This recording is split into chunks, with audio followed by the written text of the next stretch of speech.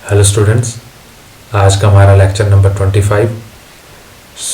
Exam में क्या questions आ रहे हैं, ट्रांसलेशन, रोटेशन, रिफ्लेक्शन और जो नेक्स्ट था हमारे पास एक रोटेशन था, उसके रिगार्डिंग क्या क्वेश्चंस आ रहे हैं। देखिए, हमें पूरी की पूरी एक ट्राइंगल के जो कोऑर्डिनेट्स हैं उनको देखिए, यहाँ पे ट्रांसलेशन से बोला है, मैपिंग विच टेक्स पॉइंट। देखिए, एक ट्रांसलेशन का पॉइंट दिया है कि ये ट्रांसलेशन 1 2 को 2 3 करती है, तो इस ट्रांसलेशन के थ्रू हमें इन पॉइंट्स को बताना है ये कहाँ पे जाएंगे। ट्रांसलेशन मैंने बताया था आगे जाना या पीछे जाना, ठीक है।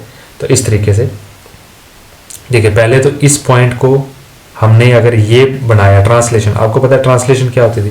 देखिए, यहाँ तो आप एक्स वाई ऐसे करके भी लिख सकते हैं, एक्स प्लस ए कामा वाई प्लस बी, या तो आप इस तरीके से भी लिख सकते हैं, ठीक है ना, कोई दिक्कत नहीं है, वेक्टर की फॉर्म है तो आप ऐसे भी लिख सकते हैं।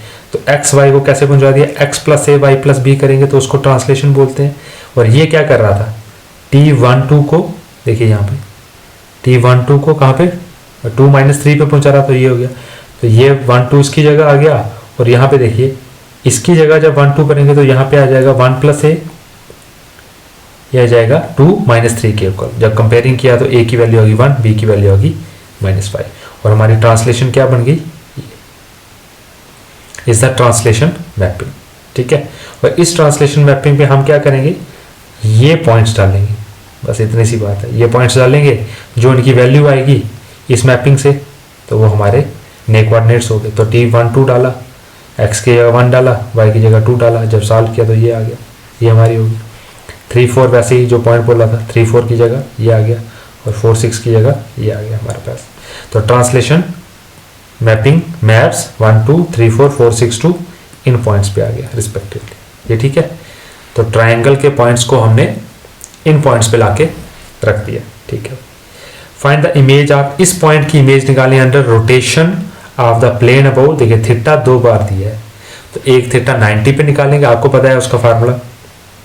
देखिए, आपको मालूम है मैंने T(x, y) क्या लिखवाया था, मैं लिखवाया था cos x cos -y sin theta, theta ये भी, और कामा x sin theta plus y cos theta, और इसी को मैट्रिक्स फॉर्म में ऐसे लिख सकते हैं। तो ये इसकी मैट्रिक्स फॉर्म आ गई, तो ये हमने लिख दी है, ठीक है। तो ये आ गई इसकी मैट्रिक्स फॉर्म। तो अब क्या, ये अगर इसकी मैट्रिक्स फॉर्म है, इसमें ये मैट्रिक्स है, ठीक है। तो T(x, y), ये x y बाद में मल्टीप्लाई होता है, इसको याद कर लेना आप, इसको याद कर लोगे तो आपको रोटेशन वाला कंप्लीट हो जाएगा। तो इमेज -2 - 3 की कैसे, जब थीटा 90 दिया तो पहले थीटा x y की जगह 2 3 भर दिया, थीटा की जगह 90 भरा, 90 वाले की वैल्यू भर दी, cos 90 0, साइन माइनस था तो -1 हो गया, 1 हो गया, 0 हो गया। अब इसको इसके साथ मल्टीप्लाई किया दोनों मैट्रिक्स को, तो देखिए ये आ गया, ये आ गया हमारे पास। तो T(2 - 3) = 3 और 2 आ गया, ठीक है। तो 10 2 3 transformed two point 3 2 after rotation by 90 degree, ये हो गया। अब थीटा की जगह 45 भरेंगे तो वही है, वैसे 2 3 भरेंगे, 45 जब भरा तो 45 की वाली 1/√2 होती है, और जब ये 1/√2 को कॉमन लिया, अब इसको मल्टीप्लाई करा दिया, मल्टीप्लाई के बाद ये आ गया, ये सॉल्व हो के आ गया, और ये दोबारा से 1/√2 मल्टीप्लाई करा दिया तो ये हो गया। तो इसलिए वेक्टर कहाँ पे चला गया, जो T(2 3) था वो कहाँ पहुंच गया, ये वाले वेक्टर पे पहुंच गया। तो ये लिख दिया, vector 2 3 transform to this under rotation of 45 degree, ठीक है ना। अंडर रोटेशन बाई लिख दो, थ्रू लिख दो, हाफ लिख दो, कोई दिक्कत नहीं। Find image of the unit square with, ये उसके वर्टिसेस हैं स्क्वायर के, ऐसा स्क्वायर होगा, तो ये आ गया 0 0, ये आ गया कोई 0 1 0 आ गया, ये 0 1 आ गया, ये सॉरी 1 1 आ गया, ये 1 0 1 आ गया, ठीक है। तो ये आ गया आपके वर्टिसेस। अब इसको हमें एक डायलेशन लगानी है बाई फैक्टर 2 से, रिफ्लेक्शन अबाउट वाई एक्सिस बताना है, ट्रांसलेशन अबाउट ए वेक्टर, कल आपको बताया था ट्रांसलेशन, रोटेशन बतानी है थीटा = 30 डिग्री। तो सबसे पहले क्या है, डायलेशन। डायलेशन क्या होती है, मैग्निफिकेशन। तो बाई डायलेशन ऑफ फैक्टर 2 से क्या मतलब हो जाएगा, अगर ऐसा कोई फंक्शन है तो उसको 2 से मल्टीप्लाई कर देंगे, होती है डायलेशन। अब सबके जो इसके कोऑर्डिनेट्स हैं उनको 2 से मल्टीप्लाई करो, सॉल्व किया तो ये आया, ये 1 से 2 से इसको 1 0 था, 2 से मल्टीप्लाई किया तो ये आया 0 1 था।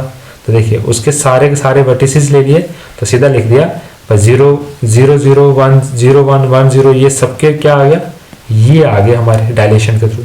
ठीक है ना, ये हमने करके बता दिए। जैसे 0 0 का 0 0 ही आया, 1 0 का 2 0 आ गया। ठीक है ना, तो ये आ गया सारा।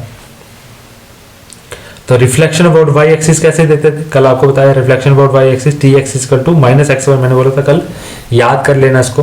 ठीक है, तो ये आ गया 0 0 डाला तो 0 0 आया माइनस 0, 1 0 डाला तो एक्स की जगह ये आ गया। ठीक है, ऐसे ही 4 किए तो ये आ गया।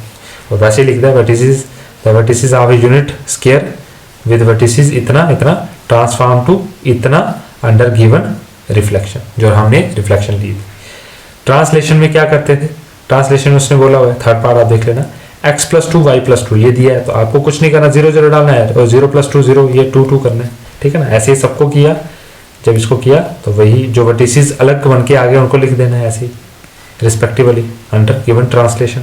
ऐसे ही रोटेशन के लिए थीटा = अगर थीटा होता तो आपको पता है आप दोनों याद रख सकते हो, जो मैंने ऊपर बताया और ये मैट्रिक्स फॉर्म में भी आप उसको याद रख सकते हो। जब थीटा 30 होगा तो ये 30 की वैल्यू करनी है 1 जो भी इनके 1/2 √3/2 जो भी वैल्यू आती है इनको मल्टीप्लाई किया कॉमन लेके, अब ये बन गया। इसका मतलब टी ऑफ एक्स वाई क्या बन गया ये। अब x और y की जगह हमने वही बनना है जो कोऑर्डिनेट्स हैं उसके वर्टिसेस हैं। तो 0 0 की जगह इसमें 0 डाला, x की जगह इसमें y की जगह 0 डाला, 0 0, तो ये 0 0 आ गया। मैंने सॉल्व किया हुआ, इसको आप देख लेना। ये सॉल्व होके ये देखिए ये आ गया हमारे पास। इसको सॉल्व किया तो ये आ गया, इसको सॉल्व किया तो ये आ गया। तो वही बताना है, ये जो वर्टिसेस थे हमारे पास क्या आ गए, ये और ये। तो 4 वर्टिसेस आ गए, तो किसके अंडर आ गए, रोटेशन के अंडर आ गए।